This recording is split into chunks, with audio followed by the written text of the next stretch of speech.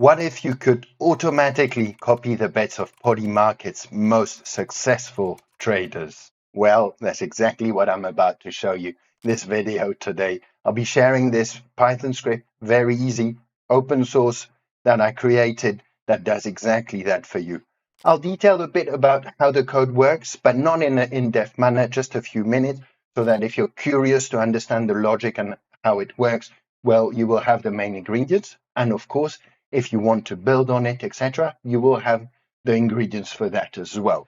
But before maybe I show you how easy it is to configure and automate it, probably the first thing I should show you is how you can find the top leaders, traders, the best traders on Polymarket. Well, from a technical point of view, this is actually the simplest. Just come here on Polymarket, click on Leaderboard, and there we go. We have the list, the tier top list, weekly, monthly, or we can select, for example, a profile, go here, and then we'll see appearing copy address. This is the address we'll plug in the code to copy that we need to copy a user. But I mentioned from a technical point of view, because on the other hand, this is obviously where all the risk is. Betting, trading, copying someone, etc., has a huge risk of losing all your capital. So this is the responsibility of each of us to do our homework, whether we want to go that way or not. I won't dwell any more on this. I'm not a financial advisor. This video is not financial advice. I'm sharing my work, my opinions.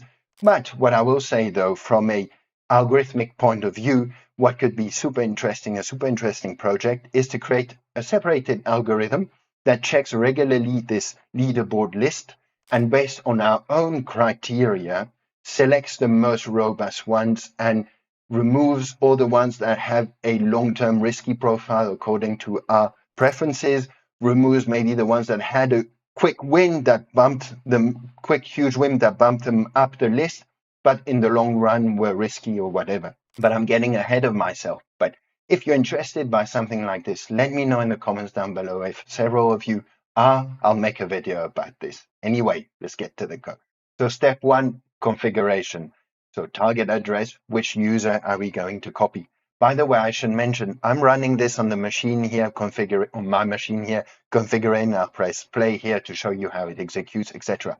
But if you want to automate this and have this run like every minute, every 5 minutes, every hour, whatever, I have a video, I'll link down there, how to automate a script on a free AWS server. So I'll let you check this out if you want to automate this. Anyways, so I was saying target address, the user we want to copy. So let's say I'm more into cryptos, whatever.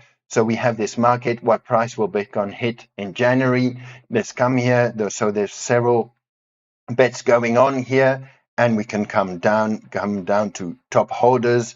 Let's go for a no, not there. Let's see what this guy is doing. So will Bitcoin reach 150,000 in January? No. Okay. So how do we copy this guy? We simply come here, copy address, come back to the code, put it there, and there we go. Next thing to configure is our account credentials, so our funder address, our wallet address, and the private key. One thing important I need to mention, signature type, depending whether you're connecting via a wallet or an email account, you created an email account on Polymarket, you have to change this. So I'm connected with an email account. I'll show you how to get. So the funder address, you just have to go on your profile, you come here, same thing, there will be, you do copy address, and that's the address you can put in. Now, for the API keys, we have to go in here, and then there is export API key, etc. Anyways, so I've showed you, you get private key, funder address, this is your wallet or account address, this is your private key here, you copy, paste them there. Obviously, this is blurred because it's sensitive information. It gives access to your account to anyone if you share that. So be very cautious about, I wouldn't advise sharing any of this ever because of the security risks. Very good. You know what? Next configuration, bet amount. Okay, let's take a 5, let's put a 2, whatever. So that's the amount in dollars, not in cents. Be careful, the Polymarket shows in cents, but I configured the bet amount to be in dollars. Okay, dry run, very important. This is to check if you want, what position could be opened if you run the code, but never places a bet. And if you remove that, it would do all the checks and then place the bet. So you know what? Let me stop chitty chatting. Let's just execute this and see what happens here. It'll take a bit of time. There we go, fetching target address. Found the recent that market that we were on. We got his position. Checking if you have positions, because this is a simple bot. What I did is what I configured, the rules would be you only can enter a bet of the most recent position the user you're copying has taken, and you never re-enter the same thing. So if you already had a position, that same position, the code, even if we didn't put the dry run, the code would not enter that position. So we see placing bet. Indeed, I didn't have that position so far, dry run, etc. So if actually, let's get real, let's just put false, and now we'll see the code executing. Just showing you now, I'll then take a minute to show you how the code works exactly. But while we are doing the setup, I might as well show you now. So we have no position yet. Okay, very good. Placing bet. It takes a bit of a while to communicate with the API. Done. Generally, if you're on a server, VPS, it should be faster anyways. So done, bought $2 of no. Very good. So let's come here. So where we were at, let's see. So I should come back to the actual market itself, and I should see that I have my no here entered. Great. So I'll actually cancel. No, I don't want to cancel it because I want to show you that if I execute it again, now the condition of still finding the same latest position for that user, but your open position, we have one already in this market, nothing to do. The code is not entering. Again, two more things I want to tell you in this video. I want to detail a tiny bit how this code works, just a few minutes, and then I want to share some possible ideas on how to scale up, upgrade this code. But first, what I want to say is that if you don't have an account yet on Polymarket and you wish to create one and try, I have a registration link down below. And if you use it, it's a huge support for me in this channel, sharing all this open source tutorials, codes, etc. So I want to say a big thank you if you use that registration link. Anyway, time to look a bit into this code. So let's look at the logic. I'm not going to go into the details of the actual programming.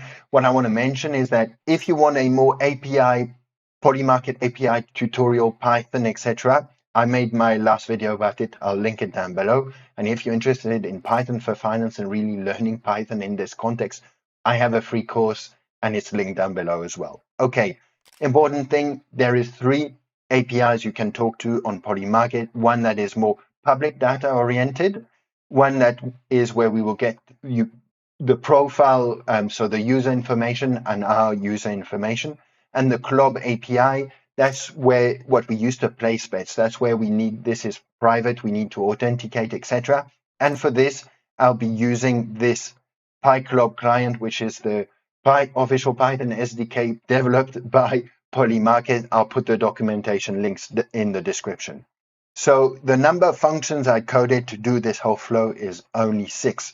The first is a bit of a fancy display, just to get the profile name in my prints from the wallet address, the target address, get positions, to get my own positions, to check whether I already have the position the user has entered. That's why I also have get latest bet. So I'm getting the latest bet my copy user is entered, and I'll do a check notably here with has positions.